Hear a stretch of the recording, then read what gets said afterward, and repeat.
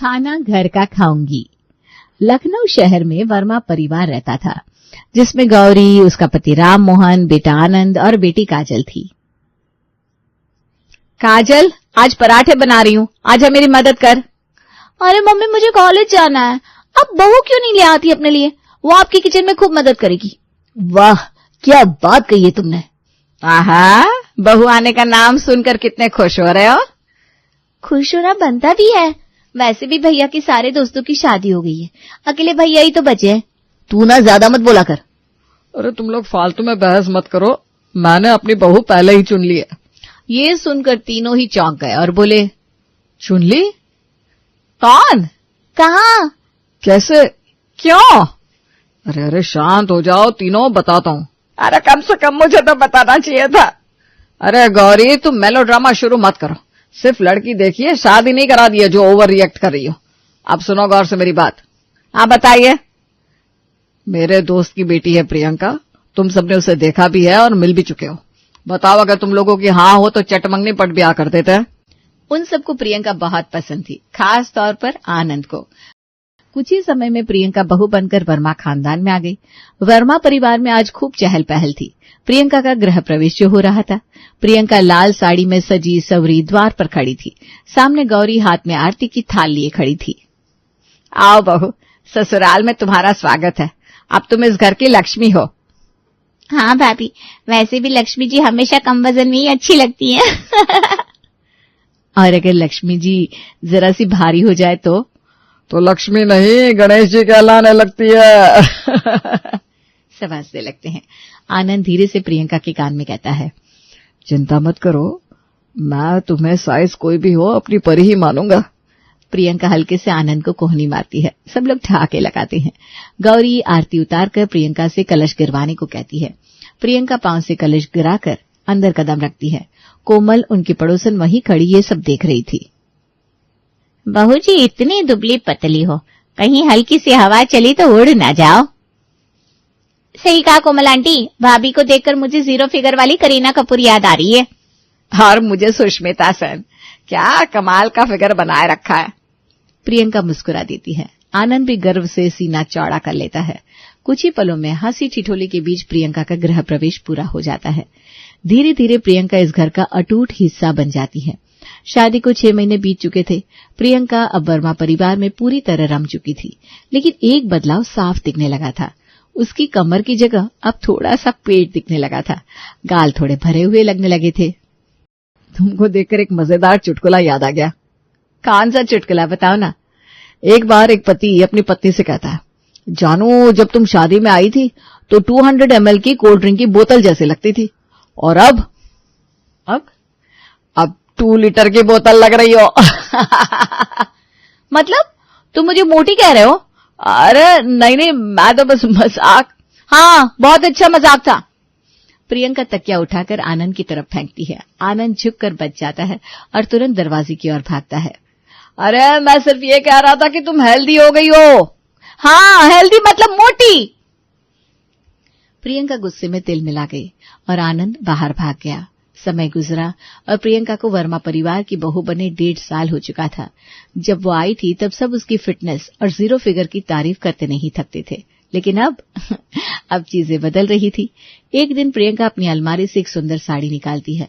लाल रंग की सिल्क की साड़ी, जो शादी के बाद उसने पहली बार पहनी थी।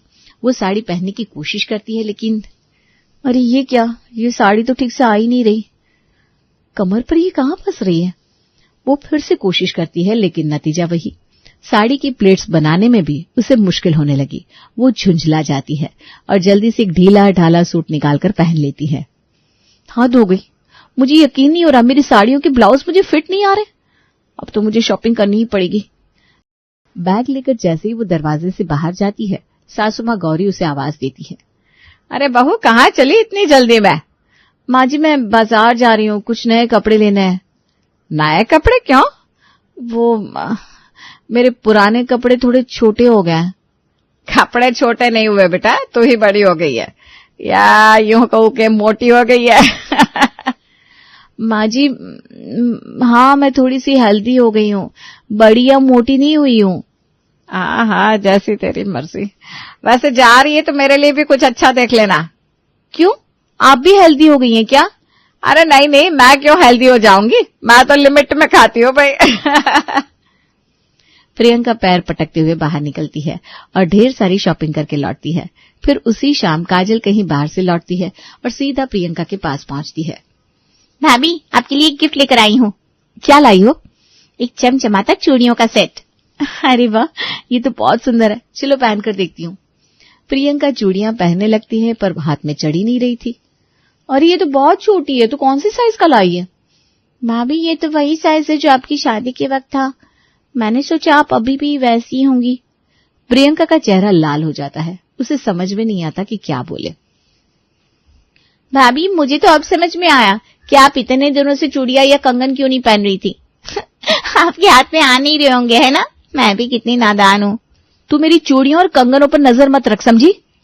तब क्या करना है भाभी, अपने पुराने गहने मुझे दे दो, मुझे तो पूरे फिट आ जाएंगे।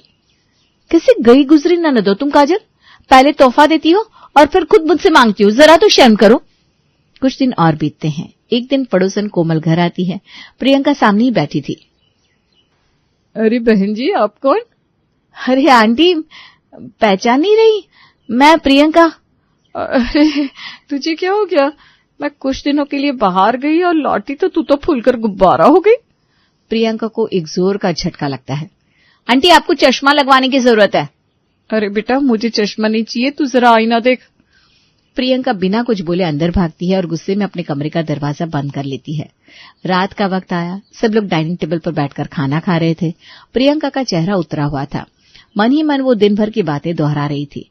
आखिर उससे रहा नहीं गया और उसने खाना खाते खाते आनंद से शिकायत कर ही थी। आनंद, आज वो पड़ोसन कोमल आंटी आई थी और पता है वो मुझे क्या कह रही थी? क्या कह रही थी? कह रही थी मैं फूला हुआ गुब्बारा लग रही हूँ। बताओ जरा, ये भी कोई बात हुई? ये सुनते ही आनंद के चेहरे पर हंसी आ गई। उसने मुंह में कौर रखा ही था कि हंसी रोकना मुश्किल हो गया। सच में बड़ा मजेदार नाम दिया है कोमल आंटी ने। प्रियंका का चेहरा गुस्से से तमतमा गया। क्या? मैं तुमसे शिकायत कर रही हूँ और तुम खुद मुझ पर हंस रहे हो? अरे बाबा, बुरा मत मानो, लेकिन सच कहूं तो सब लोग सही कह रहे हैं। तुम सच में थोड़ा मतलब क्या? मतलब कि देखो, बुरा मत माना, लेकिन तुम काफी हेल्दी हो गई हो। तुम्हें थोड़ा अपने खाने पर ध्यान देना चाहिए। आज तक मैंने कुछ कहा नहीं, लेकिन अब कह रहा हूं, तुम्हें डाइटिंग करनी चाहिए। आज से 2 की जगह 1 रोटी खाओ। प्रियंका को लगा जैसे किसी ने उसके सिर पर पत्थर दे मारा हो। उसकी आंखें चौड़ी हो गई। क्या? अब तुम भी? गुस्से में प्रियंका झटके से उठ खड़ी हुई। अरे कम से कम खाना तो पूरा खा लो। नहीं, अब मैं कुछ नहीं खाऊंगी। ये कहकर वो पैर पटकते हुए अपने कमरे में चली गई। अगले दिन घर में कुछ मेहमान आए थे। प्रियंका का मूड अब तक तो ठीक हो गया था। वो मजे से खाना खाने बैठ गई। सबने 3-3 रोटियां खाई, लेकिन प्रियंका जब 5वीं रोटी लेने लगी तो गौरी ने टोक दिया। अरे बेटा, कुछ मेहमानों के लिए भी छोड़ दो, तुम तो अकेले ही तंबू उखाड़ रही हो। प्रियंका के हाथ वहीं रुक गए। तभी काजल भी बीच में कूद पड़ी। बिल्कुल सही कहा मम्मी। भाभी, जरा तो कंट्रोल करो, वरना अभी तो बस थोड़ी मोटी हुई हो, फिर भैंस बन जाओगी। पूरा कमरा ठहाकों से गूंज उठा। प्रियंका का चेहरा शर्म से लाल पड़ गया। उसे लगा जैसे कोई उसे सैकड़ों लोगों के सामने नीचा दिखा रहा हो। उसने बिना कुछ कहे खाना छोड़ दिया और उठकर चली गई। कमरे में जाकर उसने अपनी सहेली को फोन लगाया। सुनो, मेरे ससुराल वाले मुझे लेकर क्या क्या बोल रहे हैं, जरा सुनोगी? प्रियंका ने पूरी बात बताई। सहेली पहले तो हंसी, फिर गंभीर होकर बोली। देख, सच कहूं तो तू थोड़ा हेल्दी तो हो ही गई है, लेकिन किसी को कोई हक नहीं कि तुझे मोटी बुलाए। ये तो सिर्फ तेरा फैसला होना चाहिए कि तू कितना खाएगी और कितना नहीं। अरे तो फिर तू बताना, क्या करूं मैं? सीधा और आसान तरीका, घर वालों को दिखा कि तू डाइटिंग कर रही है, लेकिन बाहर से खाना मंगवाकर मजे से खा। प्रियंका को ये आइडिया बहुत पसंद आया। बिल्कुल सही, अब मेरी भूख भी मिट जाएगी और इनका मुंह भी। रात का खाना लगा, सब टेबल पर बैठे। प्रियंका भी आई, लेकिन इस बार उसने आधी रोटी खाई और उठने लगी। अरे इतनी जल्दी उठ गई? पूरी रोटी तो खा ले। नहीं मम्मी जी, अब से मैं आप सबकी बात मानूंगी। कम से कम खाऊंगी, बस उतना ही जिससे जिंदा रह सकूं। अरे लेकिन इतनी कम खुराक खाओगी तो रात में भूख लग जाएगी। कोई बात नहीं, मैं अब संयम रखना सीख रही हूं। ये कहकर प्रियंका उठकर चली गई। सबने राहत की सांस ली। लेकिन जैसे ही सब सोने चले गए, प्रियंका ने मोबाइल उठाया और ऑनलाइन खाना ऑर्डर कर दिया। रात के अंधेरे में जब घर में सन्नाटा था, प्रियंका दबे पांव बाहर निकली। दरवाजा खोलकर उसने ऑर्डर लिया और चुपचाप अपने कमरे में चली गई। पिज्जा का डिब्बा खोलते ही उसकी आंखों में चमक आ गई। अब आएगा असली मजा। उसने पहला टुकड़ा मुंह में डाला और संतोष भरी मुस्कान के साथ आराम से खाने लगी। अगले दिन जब डिनर का समय आया तो उस दिन गौरी ने सबका पसंदीदा सूजी का हलवा बनाया था। चलो चलो, सब अपने हिस्से का हलवा ले लो। मैं पहले लूंगी। ठीक है, लेकिन प्रियंका, ये क्या, तू क्यों नहीं ले रही? नहीं मम्मी जी, मैं नहीं खाऊंगी, चीनी से फैट बढ़ता है ना। क्या, तू और हलवे से परहेज? अब से मैं अपनी सेहत पर ध्यान दूंगी। प्रियंका, ये तेरा पसंदीदा हलवा है, थोड़ा सा तो खा ले। हाँ भाभी, 1-2 चम्मच से कुछ नहीं होगा। हाँ, 1-2 चम्मच से कुछ नहीं होगा, लेकिन फिर वही तुम लोग चिल्लाओगे कि मैं भैंस बन गई हूं। पूरा घर चुप हो गया। किसी को समझ में नहीं आ रहा था कि इस पर हंसे या सीरियस हो जाए। फिलहाल फिर रात का सन्नाटा गहरा हो गया। प्रियंका ने मोबाइल निकाला, रेस्टोरेंट का नंबर डायल किया और अपना पसंदीदा ऑर्डर बुक किया, और गुलाब जामुन भी। अब मैं भी मीठा खाऊंगी, मजा आएगा।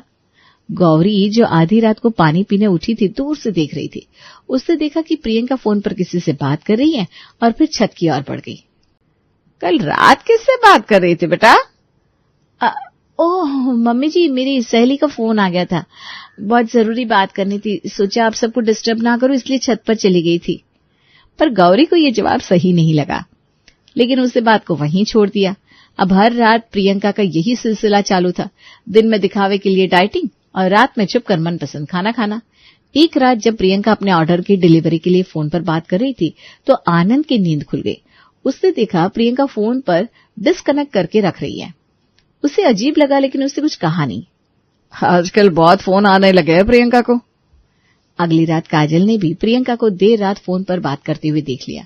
उसने नजरअंदाज नहीं किया, बल्कि टोक दिया। भाभी, इतनी रात को किससे बात कर रही हो? अरे कुछ नहीं, एक वीडियो सुन रही थी, मेरा ईयरफोन खो गया है ना। काजल को शक तो हुआ, लेकिन उसने कुछ नहीं कहा। अगले दिन गौरी, आनंद और काजल ने आपस में बातचीत की। प्रियंका हर रात किसी से बात कर रही है, या कहीं हमें कोई गलतफहमी तो नहीं हो रही? नहीं, कोई गलतफहमी नहीं है, ये रोज हो रहा है। कहीं भाभी का कोई अफेयर तो नहीं? अगर ऐसा हुआ तो मैं उसे तलाक दे दूंगा। तभी राम मोहन, जो अब तक चुप थे, बोले, इतनी जल्दी फैसला मत लो, हो सकता है कोई और बात हो, पहले पता लगाओ। अरे पर कैसे पता लगाए पापा? सीधा सीधा पूछ लो। सीधा पूछेंगी तो वो सच्चाई नहीं बताएगी, हमें खुद देखना होगा। अगली रात सबने पहरेदारी की, लेकिन प्रियंका ने इस बार ऑर्डर नहीं किया। उसे शक हो गया था कि घर वालों को कुछ अंदाजा हो गया है। अगले दिन उसने सोचा कि रात को ना सही, दिन में रेस्टोरेंट जाकर खा लिया जाए। उसने अपना बैग उठाया और घर से बाहर निकल गई। आनंद चुपचाप उसका पीछा करने लगा। आज दूध का दूध और पानी का पानी हो जाएगा। प्रियंका खुशी खुशी रेस्टोरेंट में चली गई, लेकिन आनंद दूर से देखता रहा। वो वापस घर लौट आया और बोला, मम्मी, काजल, प्रियंका घर से बाहर रेस्टोरेंट में किसी से मिलने गई थी। तूने देखा किससे मिली? नहीं, लेकिन वो तो डाइटिंग कर रही है, फिर रेस्टोरेंट क्यों गई? इसका मतलब वो किसी से मिलने गई होगी। गौरी और काजल भी चिंता में पड़ गए। बिना सबूत के किसी पर इल्जाम मत लगाओ। अगर प्रियंका मुझे धोखा दे रही है तो मैं उसे छोड़ूंगा नहीं।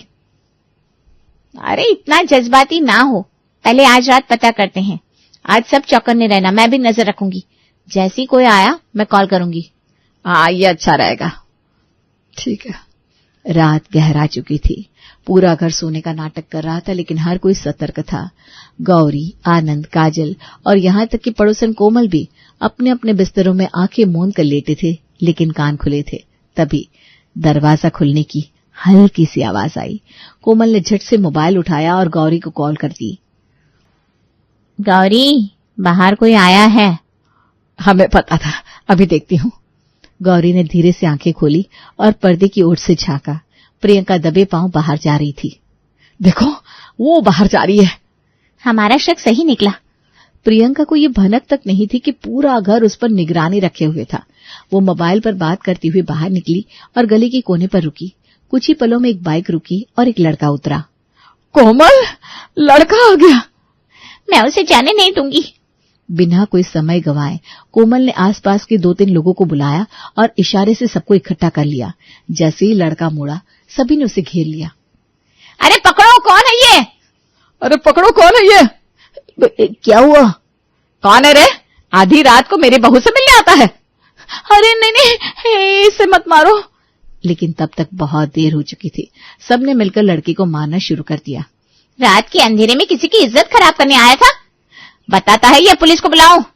अरे मैं डिलीवरी बॉय हूँ, मुझे मत मारो।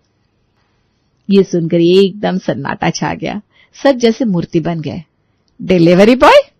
प्रियंका ने झट से उसके हाथ से बैग छीना और खोलकर दिखाया। अंदर छोले, भटूरे, गुलाब जामुन और कोल्ड ड्रिंक रखे थे। ये क्या? मैं वो दरअसल भूख लगती थी तो छुपकर खाना मंगवा लेती थी। एक पल की खामोशी के बाद पूरा मोहल्ला ठहाके मारकर हंसने लगा। हे भगवान, हमें लगा कोई चक्कर चल रहा है और तू ये छोले भटूरे का चक्कर चला रही थी। हमने लड़की को चोर समझकर पीट दिया, बेचारा बस खाना देने आया था। भाभी, आपने तो गजब का सस्पेंस क्रिएट कर दिया था। प्रियंका बुरी तरह झेप गई थी। माफ कर दो, वो मुझसे भूख सहन नहीं होती थी। अरे बेटा, ये सब मत किया कर, आराम से घर का खाना खा लिया कर। और हाँ, रात को चुपके से छत पर भी मत जाओ, वरना अगली बार पुलिस को बुला लेंगे। यही मैं कहूँ, इतनी डाइटिंग का असर क्यों नहीं हो रहा है? क्या यार। सब फिर से हंस पड़े और बेचारा डिलीवरी बॉय चुपचाप अपने बैग के साथ खिसक लिया।